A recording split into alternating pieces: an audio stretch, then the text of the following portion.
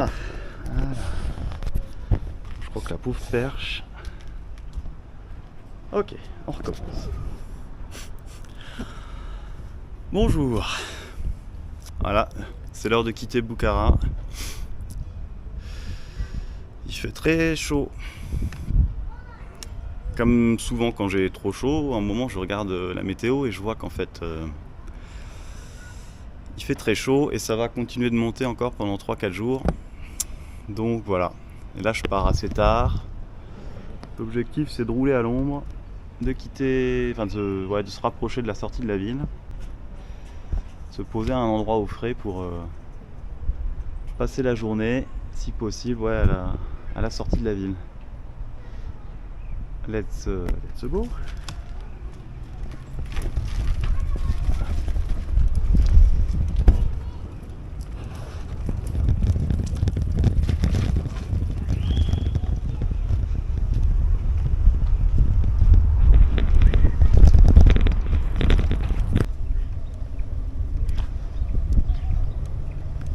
Voilà, mon objectif pour quitter la ville, c'est de suivre ce petit canal autant que possible, tant que je peux. Voilà, le plan pour le moment c'est de suivre le canal, suivre les rivières et de voir où ça me mène. Hop là.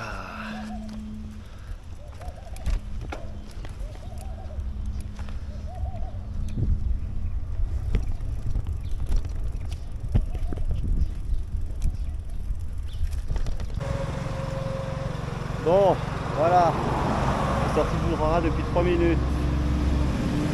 Là, je sais pas pourquoi, ça va être une génératrice de courant, ça y ressemble. Et ça, c'est une pompe à énergie hydraulique, à l'ancienne, version moderne. Voilà. C'est la première que je vois en fonctionnement depuis le début du voyage.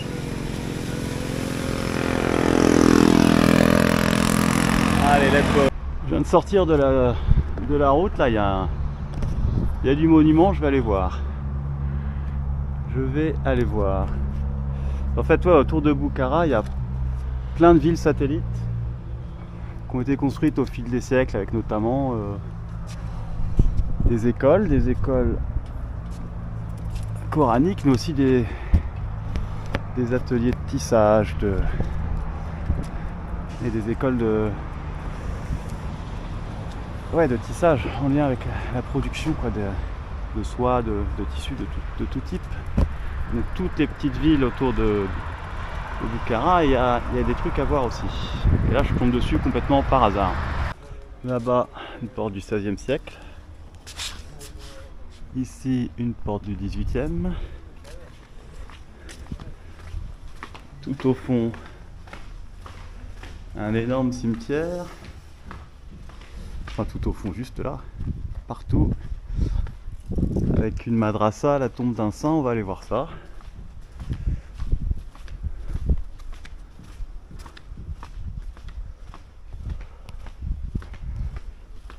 C'est quand même marrant de se dire que avant que les Mongols détruisent Bukhara, il y avait plus d'habitants à Bukhara qu'il y en a aujourd'hui.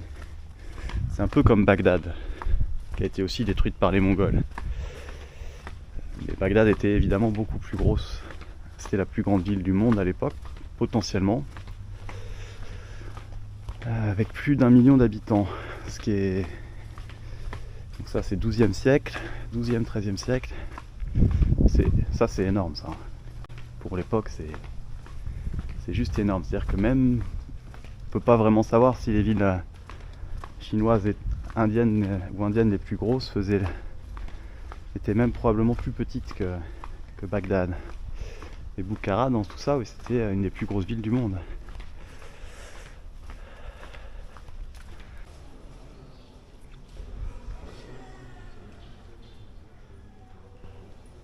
Oui. Ok, c'est magnifique. Il y a des morceaux de différentes époques.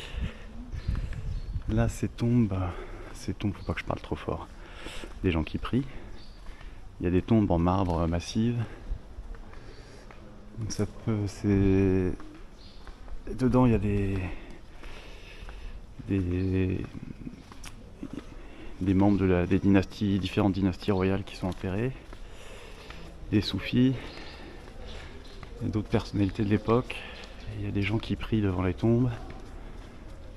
Il y a des bâtiments du XIVe siècle, des bâtiments du XIIe siècle, des bâtiments du XVIe, XVIIe. C'est très beau. Et tomber dessus comme ça complètement par hasard, c'est incroyable. C'est encore plus beau que...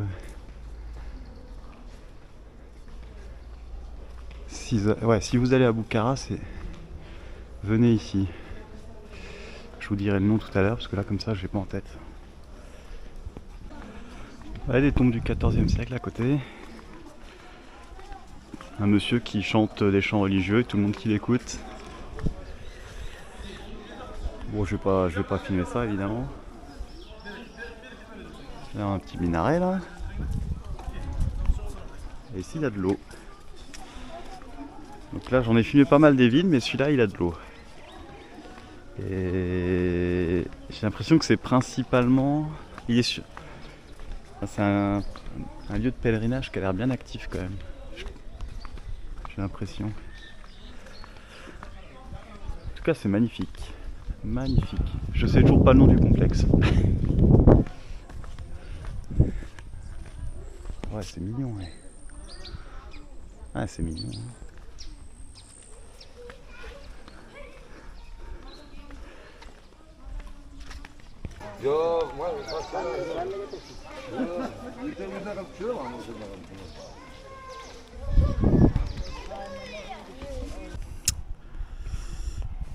Donc, je suis à Kasri Orifon,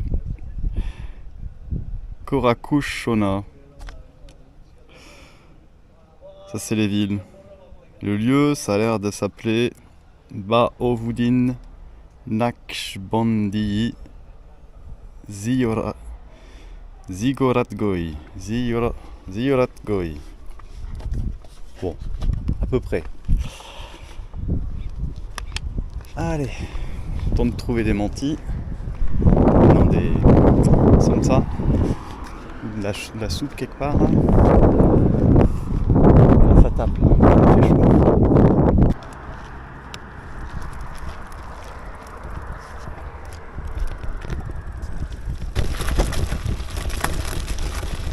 Qui est-ce qui veut? Petite vache.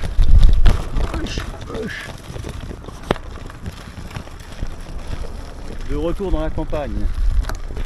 Que va-t-il se passer? Où est la gros?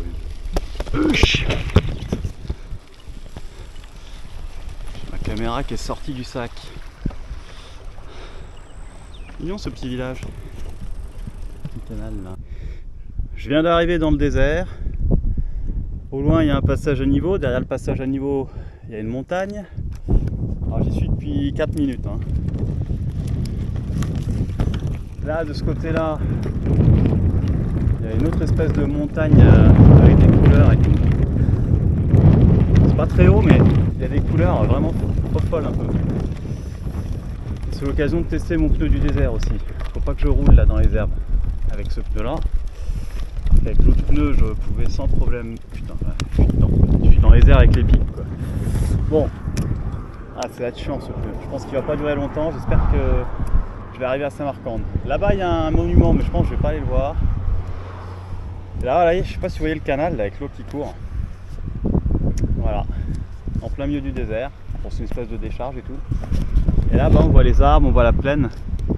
Et ça passe comme ça de la plaine irriguée au désert d'un coup d'un seul quoi. Et la température change aussi. C'est beaucoup plus chaud. Je suis en train de cuire. Allez, je vais rouler. Il me reste pas beaucoup non plus. Il me reste pas énormément de temps avant le coucher du soleil, il me reste 3 heures. Je vais essayer d'avancer bien. Me mettre bien pour demain pour repartir tôt. Ciao. Il y a des lacs pas loin. Regardez-moi la taille de ce poisson. Mais non, c'est un gonflable en plastique. Ah. Bon, ils sont jolis quand même les petits poissons. Ils sont particuliers. Voilà, un petit troupeau de vaches qui vient de traverser la route. On va longer la voie ferrée. Oh, j'ai eu des conducteurs vraiment pas sympas. Quelques-uns, espèce d'assassins là. J'espère que ça va s'améliorer pour la suite. Allez, on continue. C'est quand même marrant ces rivières dans le désert. C'est quand même marrant. Il y a des grands lacs à droite. Je les vois pas, mais on les devine. Là, ouais, ça... on va voir ça tout à l'heure.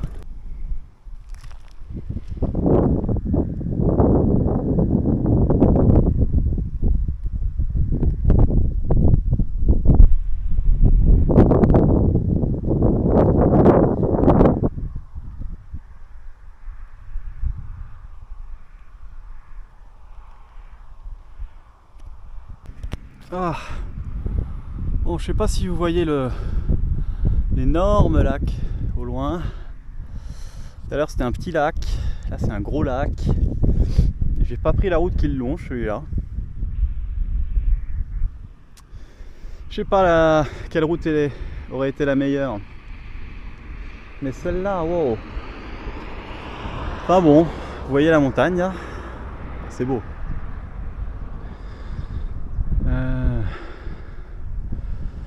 Faut que je passe derrière la montagne, je sais pas exactement par où ça va passer. J'imagine que ça va passer à gauche.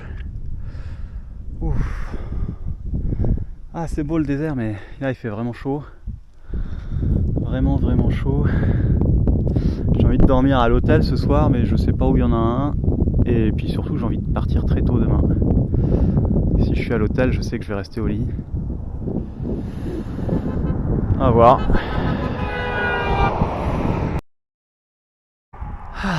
En avant-première, un train Talgo, messieurs dames. Bon, bref, train à grande vitesse. Oh.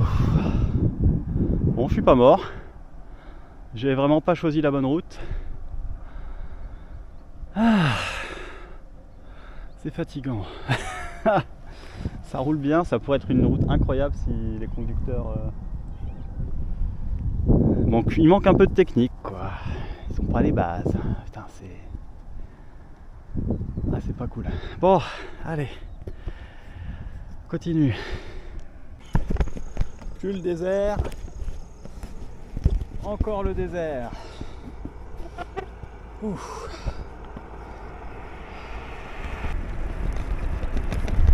J'arrive à Kizil Tepe.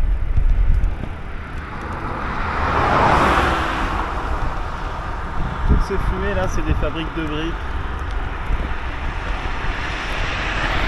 Ça pue. Ça pue. Il y en a partout ici.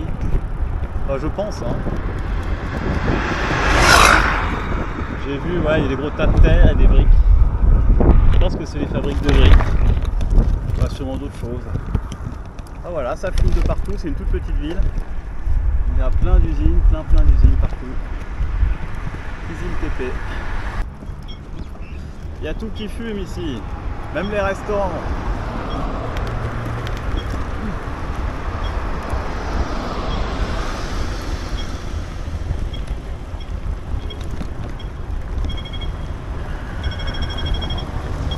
France. Ah là, нет. Paris. Ah. Сколько дней? Je sais pas. No, I don't know. А где был здесь, в Узбекистане? Узбекистан? Güzel. Güzel. Güzel, да. Бухара был? Да. Bukhara. Samarkand now. Samarkand. Сейчас в Самарканд едешь, да? Yes. In 2 days. Свадьба есть, свадьба.